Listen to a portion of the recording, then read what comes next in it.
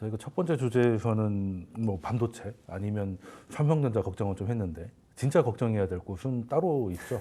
네, 지금 삼성전자 걱정할 때가 아니라 지금 사실 어렵다 얘기하기가 너무 많이 해서 조금 이제 민망할 정도긴 한데 점점점 어려워지고 있는 국내 내수 이야기입니다.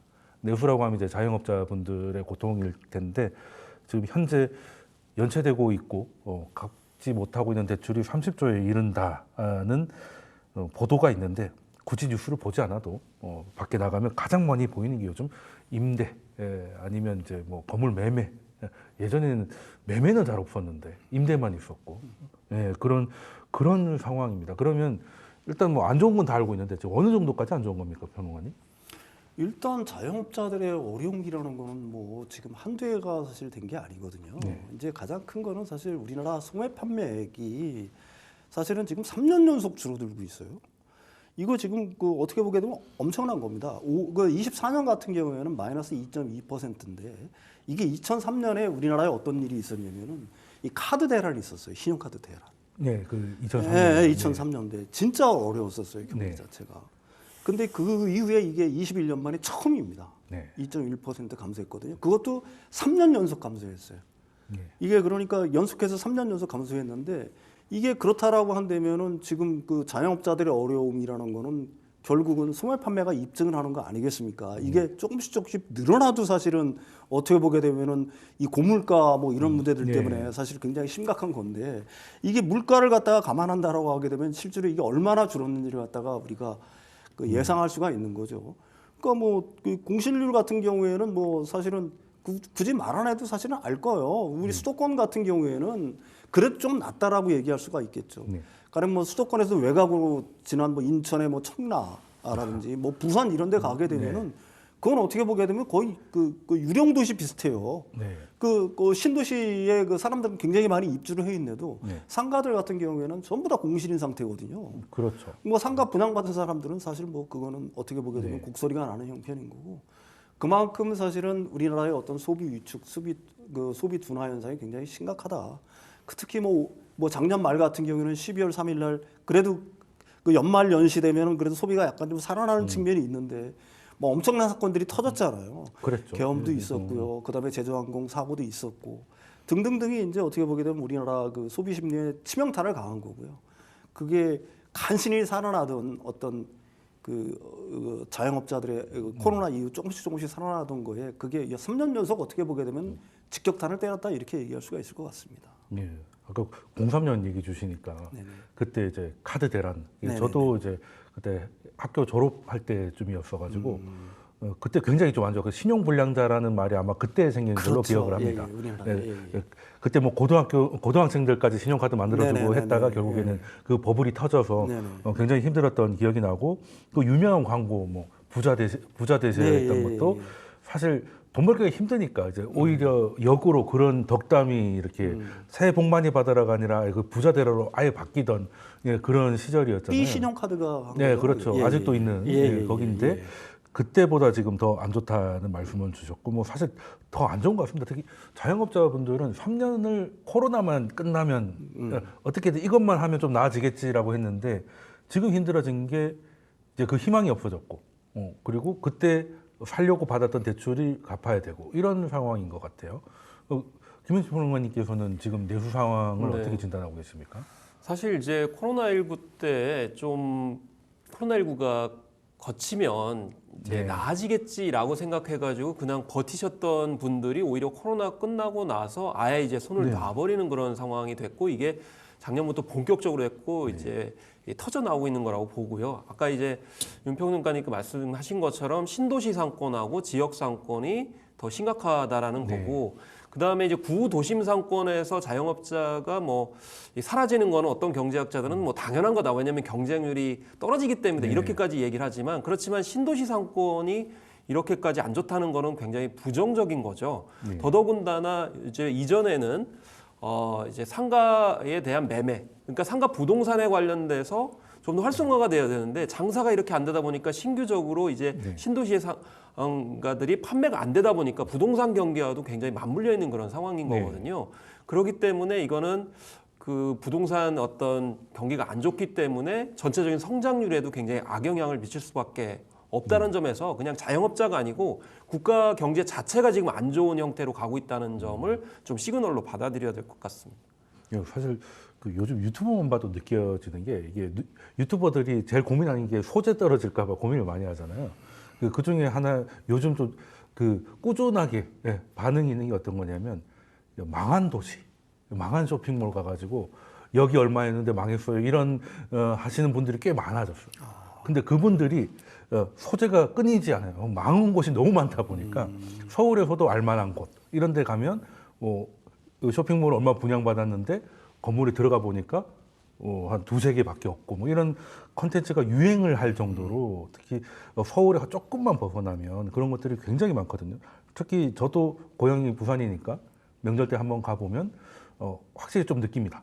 부산은 바뀌는 데만 바뀌고 약간만 벗어나면 이거는 뭐 거의 반반일 정도로 심각한 상황인 것 같은데 제가 짧은 생각으로 지방은 지금 현재 다른 산업이었기 때문에 건설이나 부동산이 잘 돼야 거기 경기가 도는 것 같은데 그게 지금 건설업이 굉장히 안 좋고 지난주 오셨을 때도 고용이 안 좋은 이유가 이제 건설업 부진이라고 말씀 주셨잖아요.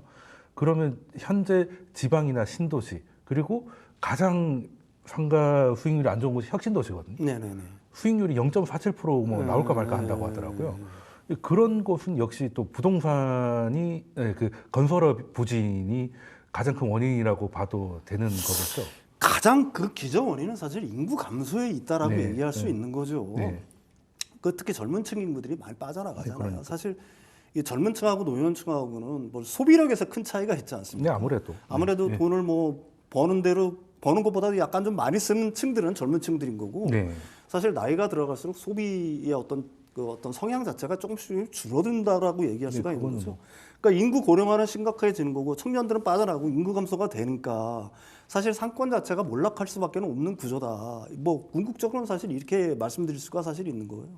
그래서 그쪽에 뭐 일시적으로 뭐 부동산 붐이 불거나 아니면 건설 경기가 좋아진다라고 하게 되면은 일시적으로 뭐 상가들은 어느 정도 뭐 이런 쪽으로 자영업자들이 어느 정도 훈풍이 좀 불 수는 있겠지만 궁극적으로는 거기에 인구가 많이 살아야 된다는 얘기죠. 그게 전제 조건이 되지 않으면은 뭐 인구가 많이 살라 그러면 거기에 특히 젊은 층들이 많이 살라고 하게 되면 거기 일자리가 어느 정도 보장이 돼야 되는 거고요. 이런 쪽으로 어느 정도의 어떤 자족 도시로서의 어떤 기능들이 완비가 돼야 되는데 그게 현재 우리나라 추세에서 가능할 거냐는 거에는 네. 사실 뭐 이론의 여지가 사실 있다라고 얘기할 수가 있는 거죠. 그 다음에 뭐 자영업자 비율을 놓고 보면 우리나라가 세계 관광 대국들보다도 훨씬 그에 못지않게 많은 편이잖아요. 네, 그러니까 우리나라의 고용 시장의 어떤 구조들이라든지 이런 것들이 이걸 갖다가 뭐 단칼에 아니면 어떤 뭐 뛰어난 정치 지도자가 나와가지고 단칼에 이걸 갖다 해결할 수 있다 자영업자 문제를 그거는 현재 상황에서는 굉장히 어려운 문제 같아요. 사실 우리나라가 자영업자 비율이 높다는 건 잘 알려져요. 네네. 아마 외환위기 때 강제로 이제 퇴직하신 그렇죠. 분들이 프랜차이즈업에 네네. 뛰어들고 하면서 그때부터 좀 많아진 것 같은데 지방의 인구가 줄고 그리고 자영업자 비율이 좀 많다는 거는 다 아는 사실인데 문제는 그게 속도가 너무 빠른 것 같습니다. 속도가 너무 빠른 것 같고 지방이 특정 지방을 제외하고는 인구가 줄어들고 인구가 노령화된다는 거는 뭐 당연한 일인데 문제는 이제 속도가 너무 빠르니까 그 과정에서 어떻게 보면 그 지방의 시장이 내수가 견딜 수 없는 속도 때문에 좀 힘들어하는 게 아닌가라는 생각을 하는데 그러면은 지금 이거에 대해서 뭐 대책이란 게 가능하겠습니까? 뭐 어떤 게 있을까요?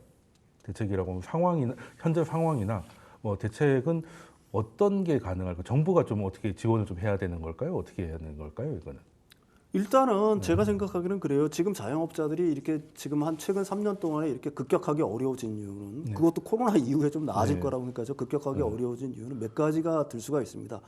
처음에 사실 우리나라 같은 경우에는 자영업자 지원을 갖다가 대출 위주로 해줬어요. 미국이라든지 유럽이랑 다 좀 다른 방식으로 해줬다는 얘기입니다. 미국이라든지 유럽이라든지 일본 같은 경우에도 직접 지원을 해줬잖아요. 정부가 재정을 풀어 직접 지원을 해줬는데 우리나라는 이제 재정 건전성을 갖다가 그걸 갖다가 굉장히 위에 두는 바람에 사실은 전 정권에서 현 정권이 아니라 전 정권에서 대출 위주로 이걸 풀었던 것들이 이게 계속해서 누적되면서 쌓아온 결과가 일단 첫 번째가 있는 거고요. 그다음에 두 번째로는 또 현 정부 들어서는 사실 재정 건전성에 대해서 유독 집착을 많이 했잖아요. 그래서 그 민간의 경기를 갖다가 살린다거나 소비 그 어떻게 보면 소비를 살리기 위한 어떤 추경이라든지 이런 쪽으로에 대해서는 또 역시 굉장히 좀 인색한 측면이 있었다는 얘기입니다. 그러는 바람에 일단 내수 경기 자체는 어떻게 보게 되면 우리나라는 그 기존의 어떤 성장 방식에 애목을 대가지고 수출이 잘 되면은 수출이 어느 정도 해가지고 막 그 반도체 경기라든지 이런 것들이 확 좋아지게 되면은 거기서 낙수 효과가 생겨가지고 그랬죠.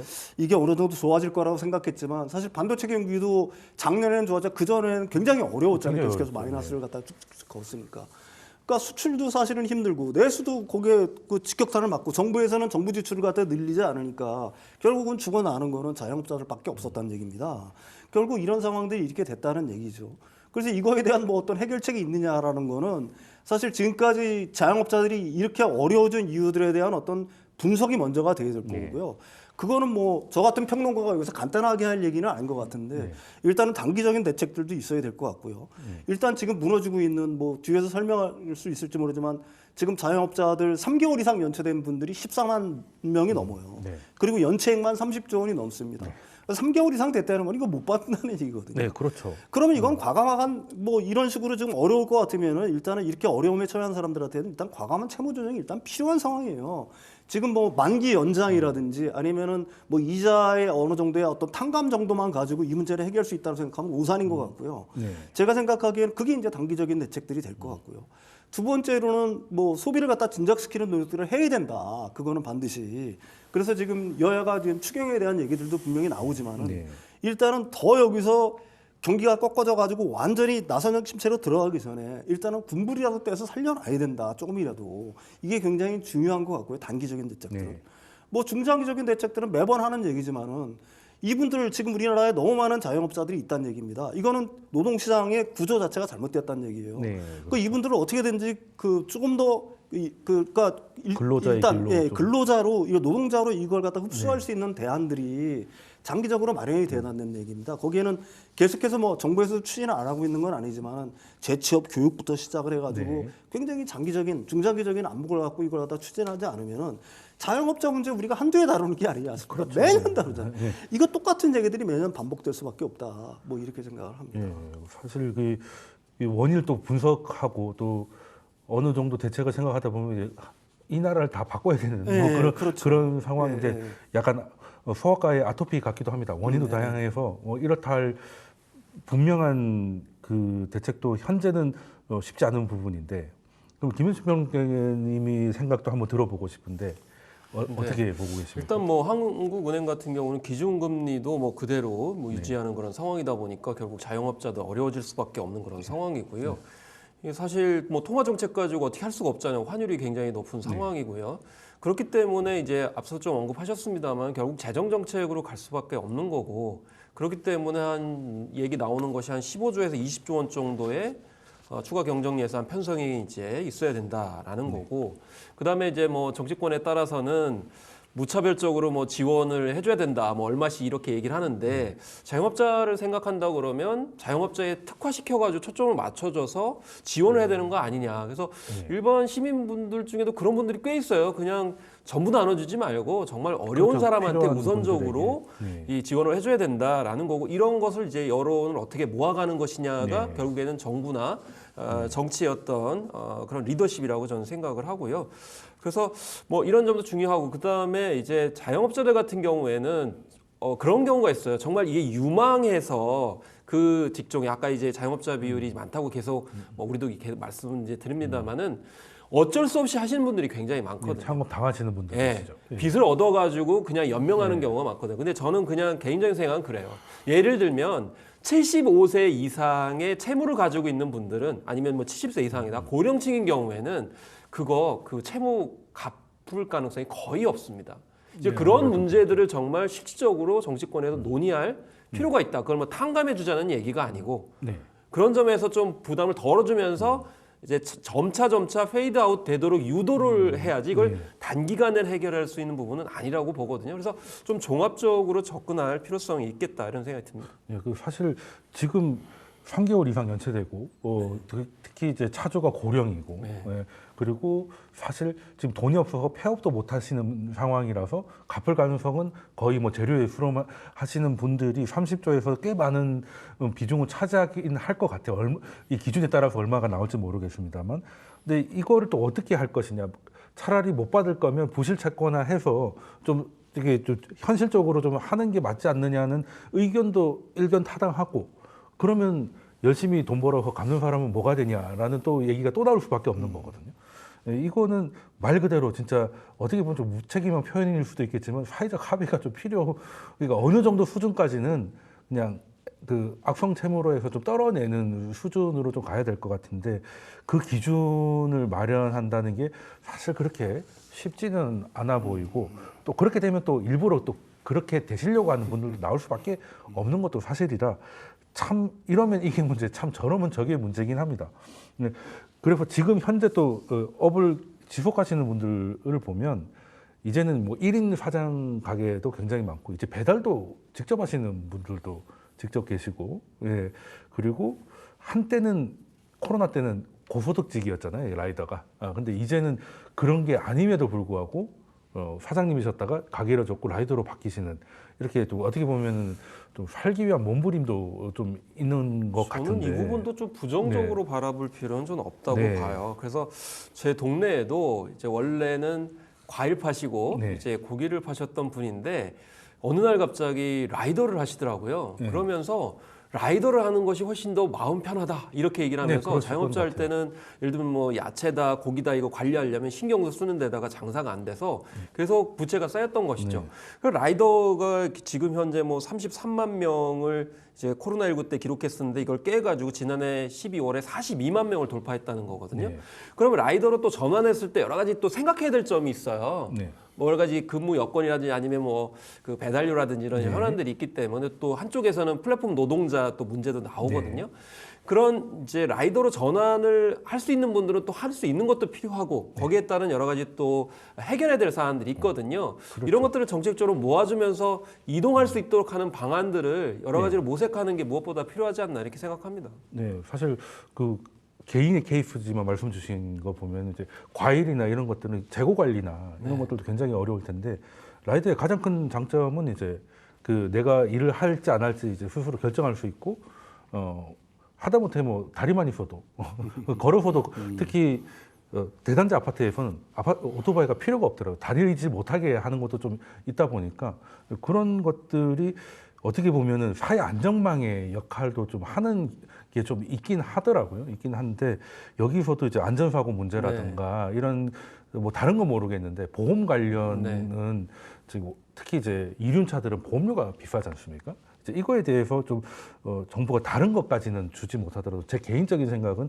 보험 지원을 조금 하는 게 그분들은 다치면 바로 일을 못 하시는 분들이니까 이런 것들을 좀 국가가 고용보험 비슷하게 좀 하나 만들어줬으면 좋겠다 하는 생각이 살짝 들었습니다. 살짝 들었고, 자 그러면은 그 개인 이야기를 했으니까 그럼 은행들은 이 늘어가고 있는 연체 금리가 어떻게 처리할 생각인지, 은행은 무슨 생각을 하고 있는 걸까요 지금? 근데 은행들이 계속해서 그래서 대출을 줄이고 있는 거죠. 네, 대출 줄. 아무래도 이게 대형은행권 뭐 입장에서는 사실 뭐 개인사업자 대출 잔액이 3개월 연속으로 네. 감소를 하고 있더라고요. 네. 그 은행 입장에서는 이건 어떻게 보면 당연한 거예요. 네. 왜 그러냐면 개인사업자 상환 능력이 불투명하니까 네. 이 은행의 그 자본 건전성에 좀 의문이 생길 수밖에는 없잖아요. 그렇죠. 그러니까 개인 사업자 대출이 그 위험 그 가중 자산으로 이제 사실은 이게 편입이 되는 겁니다. 그러니까 개인 사업자뿐만이 아니라 사실 그 조그만 중소기업이라든지 뭐 개인 사업자들한테도 외화 대출 나간 부분이 있잖아요. 네. 이게 환율 자체가 높아지니까 그것도 역시 못 갚을 수 있는 위험이 있으니까 그것도 역시 위험 가중 자산으로 들어오거든요. 네.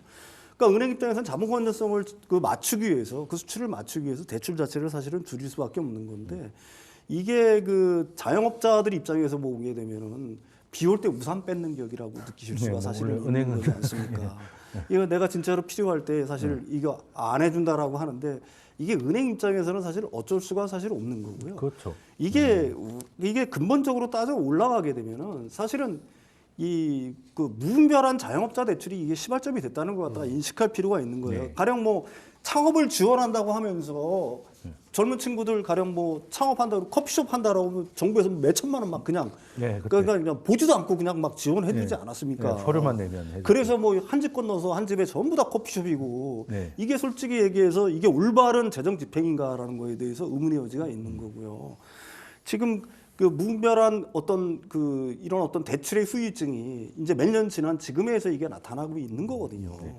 그래서 그 사실 그 창업을 빙자한 창업을 갖다가 뭐 증진시키기 위한 그 돈을 빌려 써라라 하는 정책이 사실 이게 우리나라에 지금 이런 문제를 만들고 있다. 그래서 이 부분에 대한 어떤 대규모의 검토가 필요한 거고요. 은행들 입장에서 이걸 갖다 비판할 수는 있겠죠. 지금 어려운데 대출을 조인다라고 하는데 지금 대출을 풀어주면은 사실 어려운 사람이 돈을 빌릴 거 네. 아니겠습니까? 자영업자 그렇죠. 중에서 이분들이 어느 날 갑자기 상황이 좋아가지고 돈을 갚는다? 사실 이걸 갖다가 상상한다는 게 그렇게 쉽지는 네, 않겠죠. 쉽지는 않죠. 예, 예.